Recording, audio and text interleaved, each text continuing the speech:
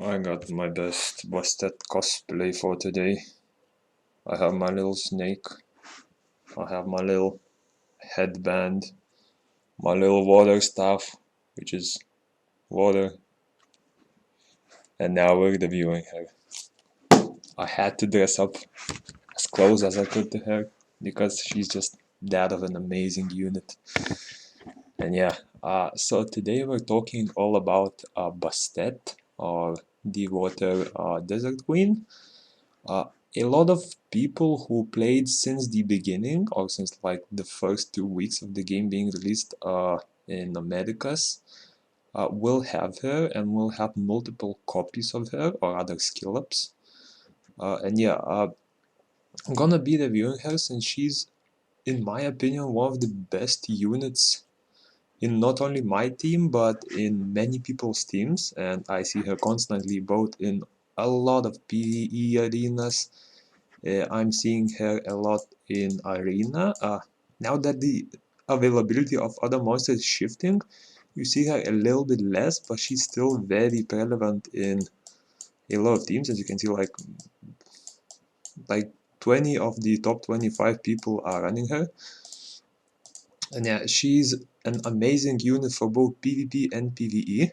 And she's, in my opinion, one of the best PvE support units. I might make a video comparing her to Shannon and the pros and cons of both of those units.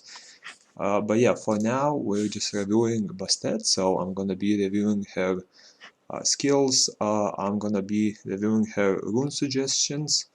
Perhaps dive into how far you should awaken her, as well as why she's one of the best units compared to other Nat 5s. And then of course I'll be diving into the dungeons where you can use her best and where she may not be too good. So yeah, starting of all, so she's a Nat 5 of course, but if you had a lot of skill ups collected from the BASTET event, there's a high chance that you will have her skills maxed. If you do not have her skills maxed, definitely invest some Devilmon in her. The most important skills are the third one by far. For some cases, just the third one is enough, but sometimes you may want to skill up the second skill as well. First skill does not matter, as it only improves a little bit of damage, and the last ultimate is very rarely used in my opinion, so definitely not the focus as well, but I mean it only needs one skill up and it's extra power, so might as well if you have the skill ups left. So yeah, moving on, of course I have her fully leveled up, fully evolved. My awakening is currently level 13 and I'm working on level 14. The more I used her, I actually think that it is better to evolve fully until level 15 rather than focus on other units in the meantime, since just because she's so useful in a lot of PvE dungeons, the extra power you get from those few awakening levels really stacks up and helps, especially in those harder dungeons like uh, what they're called. So the Elite Shadow Castle or the Boiling Waterfall. I believe there's another raid coming out soon which might be even stronger than that. Yeah, so that extra power will definitely help you reach that extra bonus if you are unable to do so with the rest of the units. And yeah, so basically, what I mean by that is if you already have her skilled up, but you used some BASTET pieces instead of Devilmon, and you do not have enough BASTET pieces to fully level up her to level 15 Awakening, that means you will need a total of 100 Awakening pieces, so you will use 20 on level 10, 20 on level 12, 20 on level 14, and 40 on level 15. So you'll need a total of 100 here, and I believe you'll need a total of, that's 3, 9, 15, 16 skill ups. So if you do not have 160 extra BASTET pieces, I would recommend keeping 100 and fully skilling up the rest of the skills with Devilmon. This is what I'm gonna do. I'm actually gonna be restoring her after I get a few more Devilmon, and I'm gonna skill her up with the remaining of the pieces, leave 100 for 15 level awakening, and the rest will be skilled up with Devilmon. Just because that 5,000 extra power and those additional like 3,000 HP definitely helps in my opinion. So yeah, I had a different opinion about awakenings before, but definitely for her at least, try to max her to level 15 if you can. Now jumping to runes, I found around 3 builds that work best for her. 2 of them are very similar, but the third one I know some people like to use for some extra damage. Currently my BASTET has just some random runes, but I had a build, I believe, from the 5 of these runes, or like 4 of them, but I just decided to change a few since I had like good stats here, and I just needed that extra bit of power when building the team, so I just went with a guard set, a what's it called, precision, foresight set, and just a broken set for the last one. So these sets are very lenient on her. The best one will definitely be energy, most likely. Other good options include guard sets, focus sets, since her second skill does have some use. Endure is definitely pretty useful, and in my opinion, Foresight is also a useful set.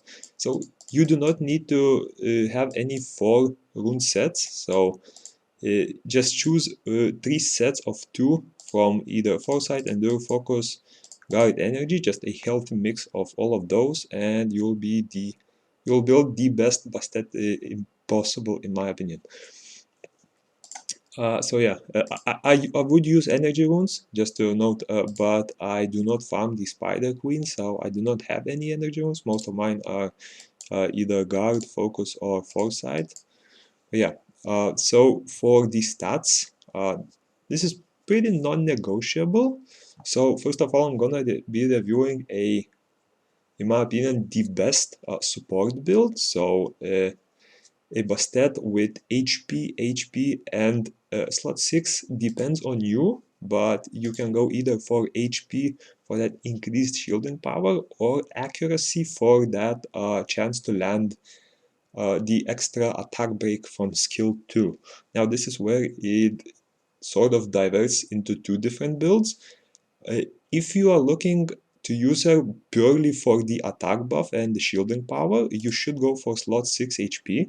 This is where I am using her for most of the time. If you are looking to breach into the dungeons and you are still having a little bit of trouble controlling the bosses, you can go for a little bit more accuracy over the HP and bringing a healer together. That means the healer will be able to sustain your team together with BASTET, and your BASTET will be able to land those attack breaks to make sure that the boss does not do enough damage. For me, as I use her the only support unit together with 2 damage dealers, I need the maximum damage possible on my team. Yeah, and the last build I've seen people use is actually a more damage-oriented one. So usually you would go for either Rage Blade or Fatal Blade. Perhaps you can go for a sort of damage plus tankiness, so Rage or Fatal plus energy. But I mean, any other 2 set works with the damage ones.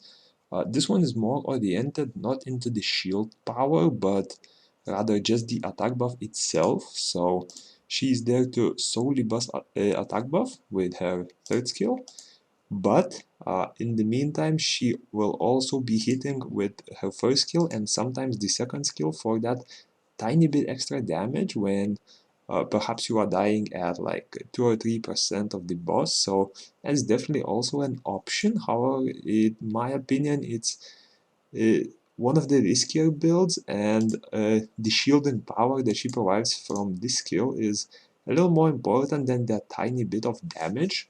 But yeah, for the builds, those are the three main ones that I've seen. And jumping right into where you should use her. So first of all, we can go into Kairos. She will be useful, in my opinion, well, first of all, she will be useful in all 5 of these. I use her in my team as well. I don't have any entries at the moment, but essentially for most of these, my team is BASTET, Helia in most cases, and either Tiamat or the Wind Cat, depending on the dungeon. So for example, Bastet is amazing in the water one, since whenever you hit the water boss, he will constantly do that little lightning zap sort of damage, and it will slowly chip away your HP. But if you constantly have Bastet's shield up, you are able to easily survive the nukes even without any healers on your team.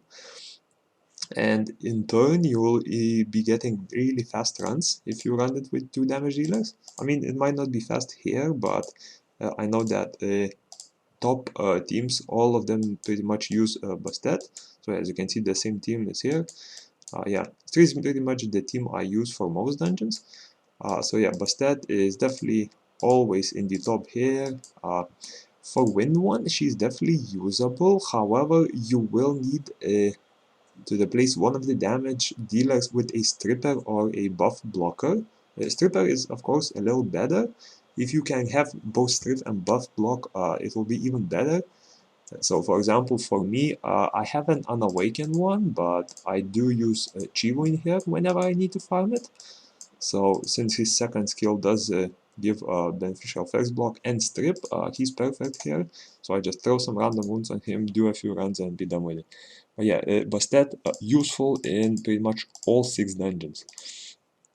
Now jumping to Trial of Ascension and Spires of Ascension. So in TOA, that shield that she provides in most cases will be way better than the defense and attack buff from Shannon, since you can go with 2 damage dealers and first of all clear runs way faster. And in my opinion, if you do not put a healer and go for Shannon instead, Bastet is a way safer option, just because that shield acts like well, it imitates a heal. It's not a heal, but it essentially constantly gives you additional HP, and based on the HP that you have, that shield can be quite huge at sometimes. And if you run 2 damage dealers with low HP, in a lot of cases that shield will be even higher than the HP they initially have. So they end up having like 2 or sometimes 2.5 times their initial HP.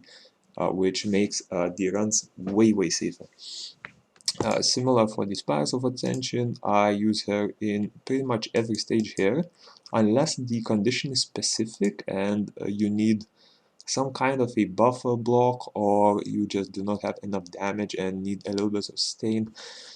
Yeah, so for colored ones, of course, she's only used in the water, but she's the top pick. First of all, you get a lot of power, so you have the ability to get the buffs quite high into the tower. As you can see, I'm at 47. I don't think I attempted this stage, and maybe if I did, I probably failed, but I attempted it quite long ago. And even then, I already have the enough power for both this and the next stage to have the bonus. And yeah, jumping into Path of Growth. So Path of Training, these are pretty easy, but in my opinion, you can use them for all of these. You will have a penalty for using her here, but it still should be enough damage with the rest of your units. So for example, if you do something like this, you'll have no trouble clearing these, as all 3 of these are super easy in my opinion. For Path of Adventure, I cannot recommend using her here unless you are running a super speedy team, as you will most likely need a cleanse. Jumping into Forgotten Earthshrine, she's my top pick here. For Forgotten Earthshrine, I run a team like this. Some of them are unruined at the moment, for example, Regal has no runes, but this team is way more than enough. Her shields alone will sustain your team easily. Regal does get a little close to dying, but he only dies in like 1 every 10th runs. and yeah, it's not a problem since you most likely win the run in a lot of cases as well. For Tale of Glance, I also use BASTET here, although the wind element is here. I don't quite remember the team I use. I believe it's her and one other unit. It might be the cat or might be the Yeti. I don't quite recall this one. But yeah, the boss itself does not do enough chip damage to break her shield in most cases. So if you cycle her third skill, you will easily be able to upkeep the shield and prevent your team from dying. And in most cases, you will easily be able to bring 2 damage dealers into this team. As you can see, most of the top teams are also using BASTET. For this one, depending on your strategy, you might need to substitute it for a buff blocker or a stripper. So BASTET will depend on your team. She's definitely useful. However, Konamiya is quite useful here as well due to the shock removal, or you can even go for the, I believe Ravite is one of the really strong units here. It looks like it's not shown here, but I believe he gives, yeah, electric shock. I know that the Wind Hulk is very good at this stage as well, since his third skill removes electric shock and gives continuous recovery. So he's basically a decent sustain unit there, so you might use BASTET there, but depending on your team, you might have to skip her for there. For Lava Cave, I of course already did a video, I believe, on the team, and BASTET was amazing there.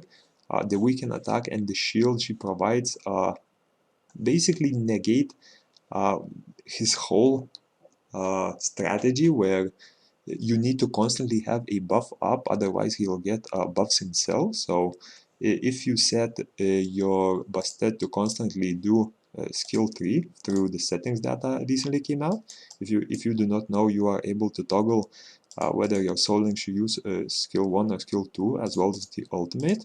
If you set her to skill 2 and set as your rep monster, she'll only use the shield, and the boss will essentially never get a buff.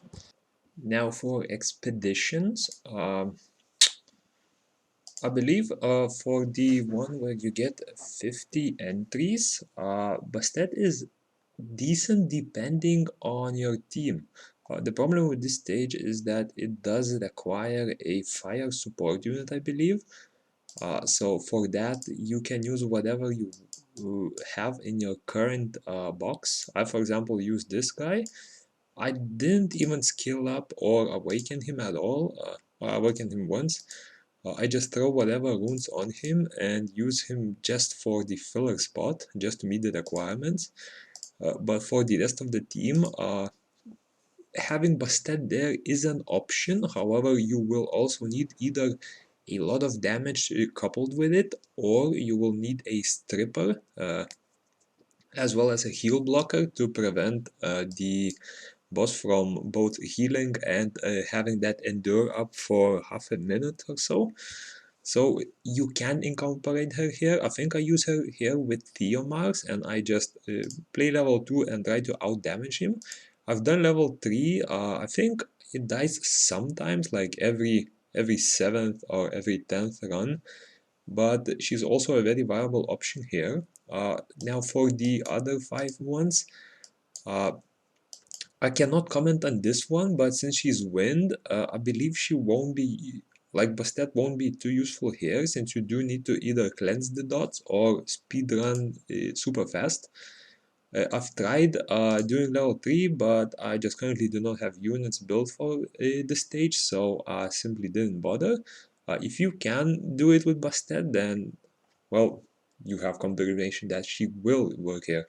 If you cannot, I'm afraid I can't advise on this specific stage. For both Water Rose and Fire Talade, she's in my team for, I'm not sure, no, I didn't do level 4, I only did level 3 here.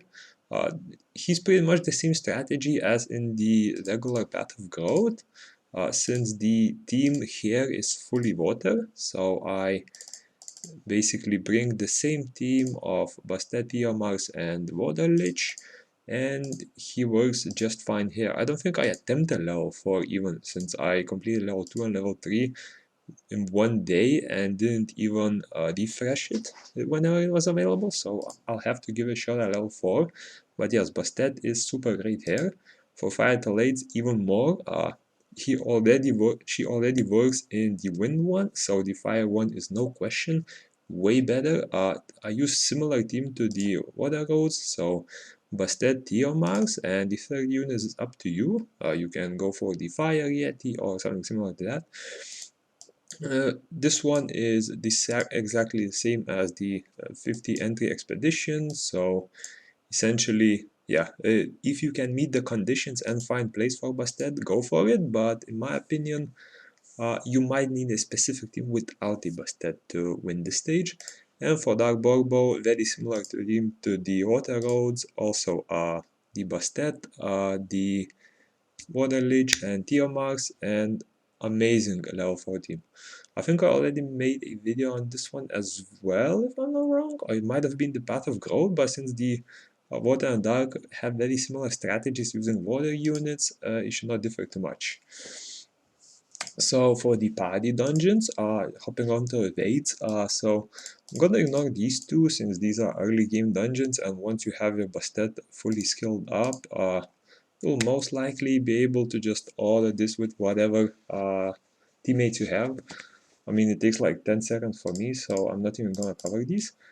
Starting with Foggy Prison, this is where Bastet's second skill becomes quite important if you are on the weaker side and are still struggling to do this dungeon.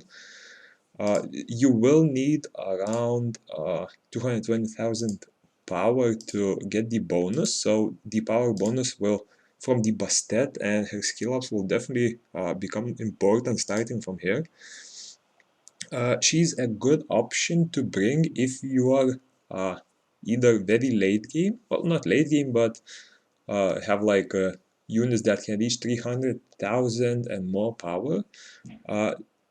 In such cases, you can comfortably go into the dungeon without a healer by simply bringing Bastet and 2 damage dealers, or 1 damage dealer, 1 defense breaker, something like that. In most cases, you will be able to easily sustain these just with the shields, assuming your Bastet has a more shield-focused build rather than the damage build. If you cannot do it yet, you can combine it with your other team members. So, for example, you bring a single healer like Konamiya. So, like one member brings Konamiya, the other 1 or 2 brings Bastet, and you have both the Bastet shield with the constant attack buff and Konamiya for that a little bit extra heal whenever your teammates get low. And of course, the second skill is amazing here, since if you do not have certain units that weaken the attack, for example, I use the Water Cleave, so he constantly has like level 10 attack on the boss.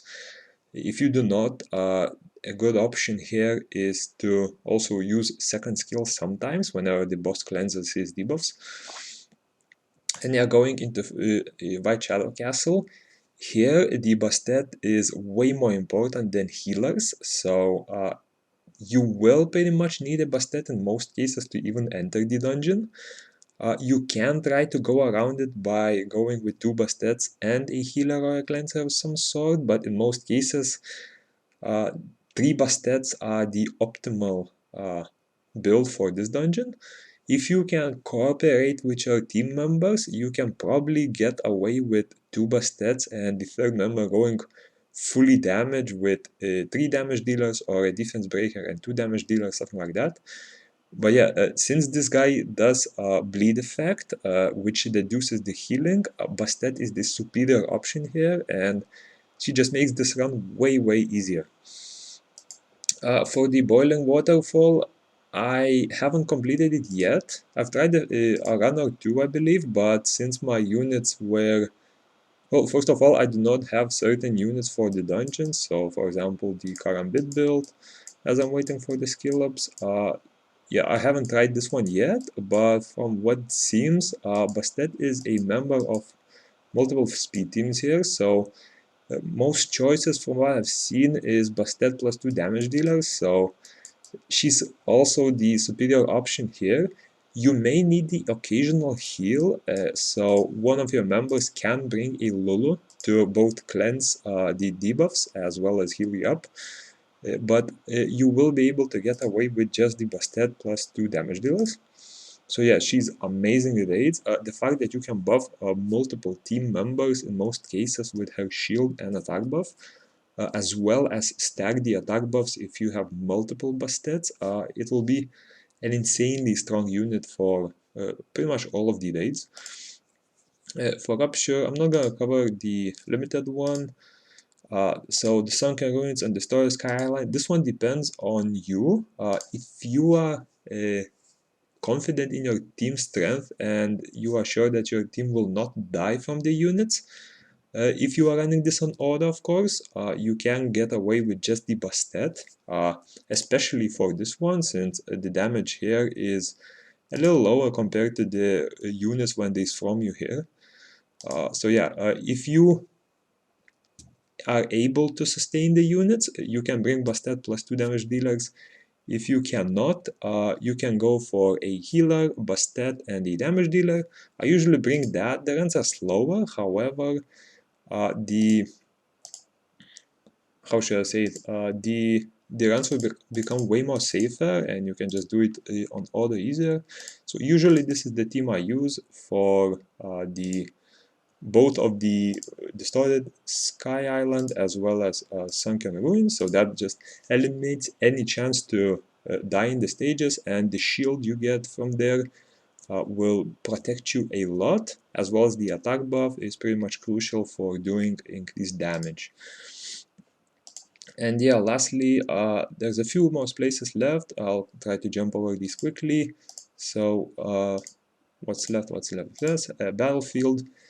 Battlefield, in my opinion, shielding is important. However, the problem with Bastet is that she does provide attack buff, but safety, from what I've played here, is a little better in most cases over the attack buff, since it just allows you to secure the uh, all those undefined sky stones whenever you are defining them in the circle spot.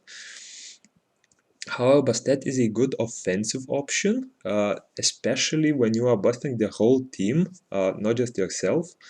Since if you are in this scenario where you are doing like a catch an opponent in like a 5v5 or 5v3 or something like that, you can just buff up your whole team with just one buff, and the rest of the team can use different Soul Link monsters.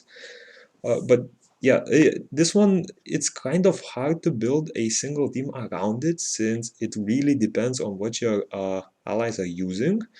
So essentially, if you are able to coordinate a OP team with, for example, your guild members or your friends, you might get away with just a few Bastets. If you cannot, she is definitely a safe option here, as other units that give shield are not that easily available. So I believe the Wusa was one of the easier ones, but if you did not summon a Wusa and you went, for example, a different Pioneer, so I, for example, went with a fire one, so I naturally do not have the water and the wind ones. So Bastet will be a decent option there. And jumping into Arena, here she's also super amazing on offense. She's probably a little worse on defense. However, on defense, it's kind of hard to build a defense in itself. So just popping the Bastet there for just the raw power is always a great option when you're starting out. When you breach into the further stages of the game where you have another net 5 or 2 to build, you might be focusing on different ones. So for example, Segma, she's a great stripper, so she's, even though she's fire element, she's kind of a direct counter to Bastet. So for defense, it's a little harder. For offense, Bastet, in my opinion, is one of the top options as far as attack buffs go. If you are able to catch a team without immunity, you may be able to use a Galleon instead, which you can get from the arena shop, but until you are able to fully skill him up and awaken him to a high level, Bastet will still be pretty viable for, I'm guessing, at least a few months, if not like half a year. And from the Brawl Arena, this one will of course depend on the team you are using her with, and whether you are getting the first pick or not. From what I've seen, I've played like 20 games or so, and the first pick is always BASTET. This is of course temporary, since, well, not a lot of units are currently built, and since she was free and one of the top PvE picks for a lot of people, she will naturally have one of the highest power and one of the highest quality sets for a lot of people. So Bastet is almost always getting first picked. If she is not first picked, I always recommend first picking her, since her utility is just really strong, and once you buff that shield and attack buff, you gain a lot of power over your enemy. And especially because the targeting in the live arena is a little wacky, and even if you click on a unit, a lot of your units won't shoot the correct unit. So that shield, coupled with a tanky unit in the front, will just be able to sustain your team that much more. And of course, since she has attack buff, she goes great with all of the regular damage dealer units, regardless of what they are. So yeah, I hope this sheds some light on why Bastet is an amazing unit in this game. I hope you found a lot of skill ups for her, or at least got her once just to have her. I mean, skill ups you can always just get with Devilmon, so although it's not the end of the story and you won't be able to awaken a lot, at least you'll be able to use her in PvE, where her second and third skill really matter. So yeah, I think I've covered pretty much everything about her, and I'll see you in the next one.